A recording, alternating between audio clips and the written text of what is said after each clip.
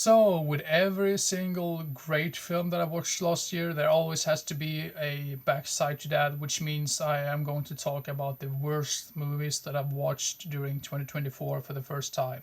And like with my top 10 best movies that I've watched, I'm also going to include some, in this case, dishonorable mentions in this one as well. So it's technically like a top 13 worst films, but I'm just gonna like talk a little bit about the dishonorable mentions as well. And I'm not really even gonna bother to say like number 13 or 12 or 11 because all of these films are just really really bad. But yeah, if I kind of talk about them chronologically anyway, so you probably know in what type of like rating I would have like rated them, or like in what type of place. So yeah, so first, dishonorable mention, we have a shot on video horror film from 1996 called We Await, directed by Charles Pinion. And this was just not my type of film at all. I thought it was disgusting and vile and just. It looked terrible. I know it's a shot on video film, so I can't blame them for that. But I mean, I just thought the storyline was boring and it's just so many scenes just dragged out. And I would say the same thing goes for the next year. I'm just gonna leave it at that. I think We Await was a really awful film. But number 12, we have yet another film by the same director called Red Spirit Lake, which came out 3 years prior, which means it came out in 1993. And this one was even worse. There's so much like nudity in the film, and I think I've told you about this one before that it's not this particular film, but I've talked about this type of subject matter in general. I mean, you can have like nudity in your film, but this is like ugly nudity or like really disgusting nudity, if that makes sense. Like I don't want to see that, and it's just too much, and it just takes up so much time of the entire runtime that you just get frustrated, and the characters are annoying. I think they were meant to be funny, but I just found them really annoying in general, and yeah, the storyline. What type of storyline was there even to talk about? There's nothing. So yeah, Red Spirit Lake, terrible film. I think this is the first time I've had like two films by the same director on the worst list. But there's another unique thing coming up, which I'm going to talk about when I eventually get there. So yeah, and then the last dishonorable mention is the film Roller Gator from 1996. Once again, lots of 90s films, I believe, in this list. But anyway, Roller Gator, the entire film is basically Joe Estevez running around in an amusement park, drunk as hell, and there's some subplot with like a purple dinosaur with I think was it even like a purple? I don't even remember the color of the damn dinosaur, but there was like this lady who had like this tiny dinosaur in her backpack, and she was like roaming around the area as well. But yeah, the storyline was non-consistent. It was mostly just Joe Estevez running around drunk as hell in an amusement park, which was kind of funny to a certain degree. But overall, this is just a terrible film in general. So I mean, at least I did laugh a little bit about this one. So, but that tells you something when a film called Roller Gator doesn't even qualify as on the top 10 worst films. So yeah. So let's begin with the top 10 worst ones then, shall we? At number 10, we have a film which I was just so disappointed on. I was just so amazed as how bad this movie really was. But then again, it had some production issues when they made this film, because apparently they started making this film in the mid 80s, and I think they were not completed the film until 1991 or something. 1990 according to the IMDb. But the film is called Fatal Exam. Like I said, 1990. This should have just stayed unfinished, in my personal opinion. There's so many drawn out sequences. This storyline is just so boring. I mean, it's about these students that go to this supposedly like haunted house or something, and there's some like Satanism going on, like in the basement or like in the underground cellar, or whatever you want to call it. Um, that in itself sounds really interesting, but I mean, those characters is so boring and not interesting, and I thought the acting was terrible. It actually sounds like the director's telling them what to say. I mean, it sounds like they're just reading from like a script. Um, yeah, this was terrible. It was just the fact that it was just so boring, because I mean, at least with Roller Gator, I could kind of like laugh at the old pathetic thing with just Joe Estevez running around in an amusement park. But this one, I didn't really even laugh at this one at all. It's just so boring and so flat. And I mean, if there's any positive things I can say about this film, is like at least you can see what's going on, and the lighting and camera work is fine, I guess. But I mean, at this point, you don't even care about that because the entire rest of the film is just so terrible. So, yeah, Fatal Exam on number 10. And I'm just gonna say this before I continue with number 9. All of these films that landed on at the top 10 worst list, all of them have 1 out of 10 from me. So that tells you something. When I say a film is really really really bad, you know it's a really really bad film. Because I usually really try to find something that is somewhat okay in a film. If I in that case I would have given like a 2 out of 10 or something. But in this case, I mean there was absolutely nothing that kept me entertained or anything. So yeah. So at number 9 we have a film called Electric Zombies from 2006. I barely even remember anything about this film. I just remember bad camera work, bad lighting, bad dialogue. I mean, bad everything. Basically, it just feels I'm gonna repeat myself over and over again when it comes to these films. But yeah, it's just so forgettable. I'm just gonna leave it at that. So that yeah, there you go. Electric Zombies at number 9. And at number 8, I was thinking, should I really include this one or not? Because this is technically like a documentary or like a shockumentary type film. Uh, because usually it's so sort of strange to like put like a documentary as like your worst film or like on the top 10 worst films, but this is a shockumentary which has that annoying narrator, and it's the same guy who narrated the first film, and it is Faces of Gore 2. It's sort of like the same. The thing is, I can sort of see the charm in like some of the earlier like Traces of Death films because at least they tell you about what's really happening. But in this film, it's just basically like this guy mocking the victims and talking shit about them. And it's like there's one sequence where this poor guy has like been killed off. I think he's been riding like a motorcycle or something. I'm not really sure if this is the first one or the second one, to be honest. But I used to remember this sequence very clearly. It's about this guy who passed away, who ran into like a lamppost or something, and his head got crushed, and he like you can see like the aftermath of it. And then the narrator is basically saying, well, now he's just so stupid, he should have wore a helmet, now he's gonna be called Humpty Dumpty. I'm like, who? I mean, that narrator, he's just killing the entire thing. I mean, I just to show you something like this would have required something like, okay, this happened because this and this and this and this. I want some sort of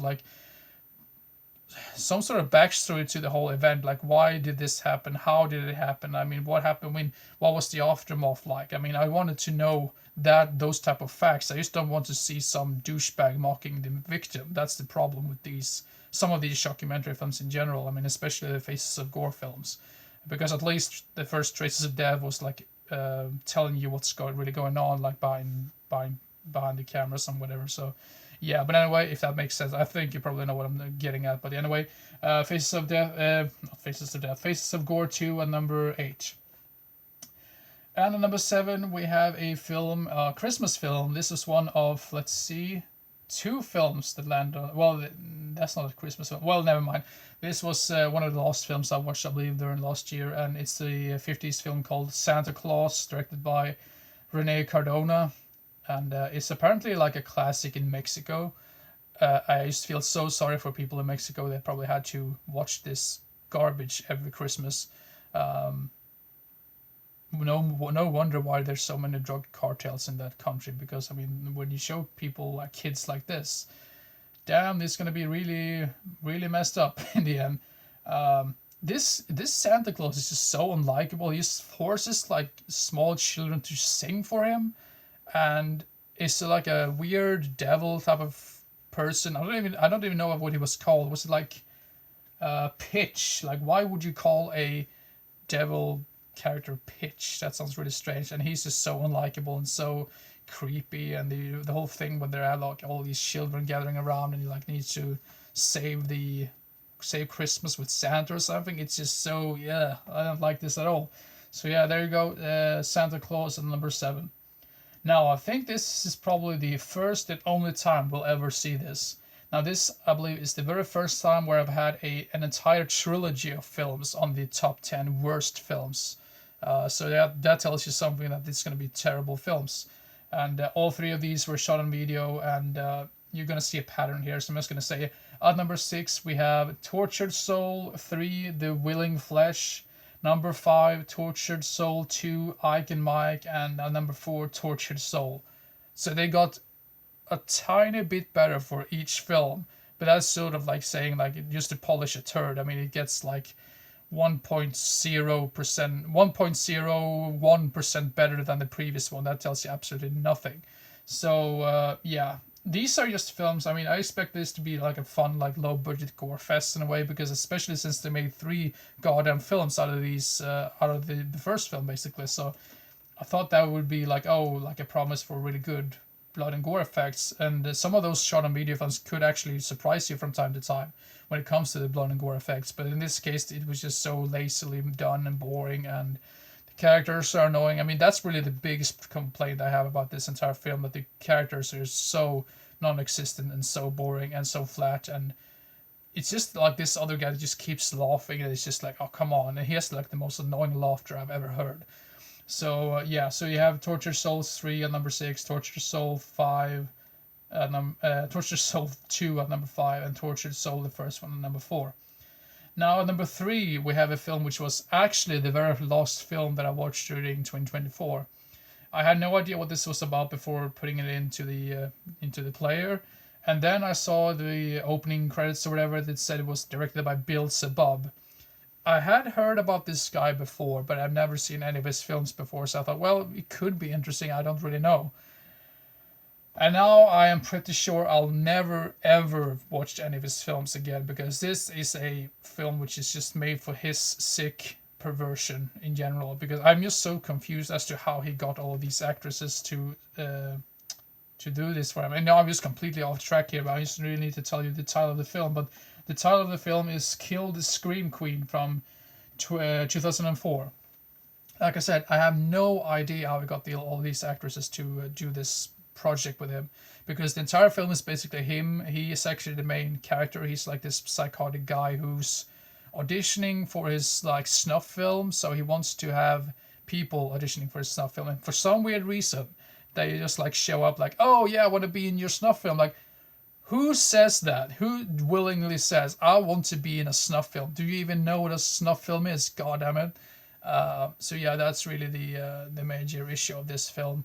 Why I keep looking there is because I know the camera's lens is right there. But anyway, yeah, Kill a Scream Queen is just absolutely horrendous, and it's just like I said, it just feels like an excuse for him to make a weird fetish project in general, just for him to have that in his collection. Like, oh, I made this film, I can have some fun with this, because there's so much like half nakedness, like all of these ladies get like undressed, and that's, he kills them somehow. Sometimes you don't even see how he kills them at all, and almost no. I mean, there's still a bit blood here and there, but it just looks so cheaply made, and the soundtrack. I mean, there's some decent death metal songs in there, but I mean that doesn't tell you anything at all, because it's just put on the most incompetent scenes possible. Yeah, I just kind of get like Lucifer Valentine vibes from this guy when I watch this film. I mean, don't get me wrong, he can be a really decent guy in real life, who knows? But it just felt like an excuse for him to make a film with all of these ladies, like just doing this shit for him, and he's like, yeah, I like this, I'm gonna have this in my collection later on. Like, well, why would we need to watch that? Just keep that for yourself. There's no need for any like distribution company to put that garbage out on DVD or Blu-ray. So yeah, Kill the Scream Queen at number 3. And now we have at number 2. I'm gonna say I'm over and done with this director from now on. I'm just so sick and tired of him at this point. I mean, I've been willing to watch some of his films mainly because of the cinematography, and some of the music in his films are usually really, really good. But now I'm just fed up with this guy. And at number 2 we have Blight of Humanity from 2018 by Marion Dora. I believe this was his latest project as well. He maybe seen some other project he's making right now, I'm not really sure. But I'm not gonna watch any of his newer film. If he ever releases a new film, I'm not gonna watch that, because I'm just so sick and tired of this guy trying to be so disturbing and so messed up. I mean, don't get me wrong, I still think Melancholy Triangle is one of the absolute like most disgusting and most disturbing films I've ever seen. If you don't count any of the like shockumentary films or any like those Japanese fetish films, but if you just think for films in themselves, I would say Melancholy Triangle is still up there as one of the worst, like one of the most disturbing films I've watched. But this one, it just takes it way too far. I'm just gonna go out with a warning about this film, that there is a specific scene in Melancholy where where they have a pig, and I think that scene was like filmed somewhere like around like a slaughterhouse or something. And that scene in itself, that was just so hard to watch. But at the same time, you realize that was shot like at a slaughterhouse. Now, this film also has a pig in it. There's no slaughterhouse around. They basically probably just bought this pig, maybe from a slaughterhouse. I'm not really sure, but I mean, usually they deal with that stuff over in the slaughterhouse, and you don't really need to see anything about that. But in this film, they have a scene where they just horribly torture this pig to death, and it's not like a fast death that they like shoot in the face and it dies, and they just like kill it off really fast or anything like that. They really they really draw they really like making it suffer to the like most extreme extent, and that really made me really sick into my stomach. I mean, don't get me wrong, it still has all of those other attributes which usually in his films, like all of these like body fluids and messed up things, and yeah, I mean all those messed up things that it usually has in his films, but you have like this animal cruelty, but up to like, yeah, the most extreme way possible. Because in Cannibal Holocaust, I mean, this is the reason why I can sort of like defend Cannibal Holocaust instead of this film. In Cannibal Holocaust, for sure, they killed real animals, and that is just horrific and really bad in general. So I don't want to say too much about that. But the reason why I can sort of see that is because at least the animals that were killed on screen for a Cannibal Holocaust, they became food for the tribe that lived out in the woods, like out in the wilderness.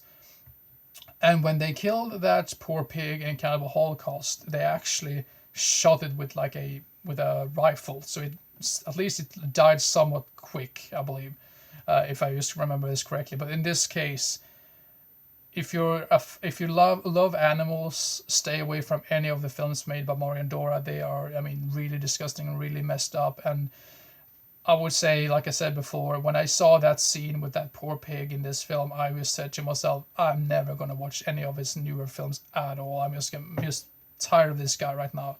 So I mean, I kind of knew what I was going in for. I mean, I didn't really understand. I mean, I didn't see that scene in front of me when I was starting to watch the film. I know it was supposed to be disturbing, but I didn't know what type of regard, because I mean, I only have myself to blame because I watched the film myself. So, but I'm just saying as that I was still a little bit pissed off at this guy that he still made something like this and released it and put that on screen. So yeah, well, that's enough. I've been talking about this for such a long time right now. But yeah, anyway, Blight of Humanity. I'm done with Mariandora. I'm not going to check out any of his other new projects at all. I mean, he usually has really nice music and really nice cinematography, but he didn't really have that in here either. It's so flat, boring. Everything's just terrible, and especially that pig scene just really made me pissed off. So yeah, Blight of Humanity at number 2.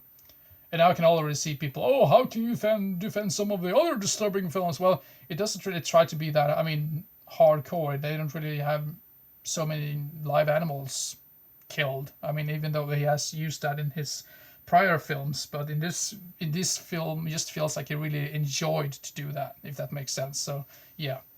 So, all that aside, what could possibly be worse than Blight of Humanity?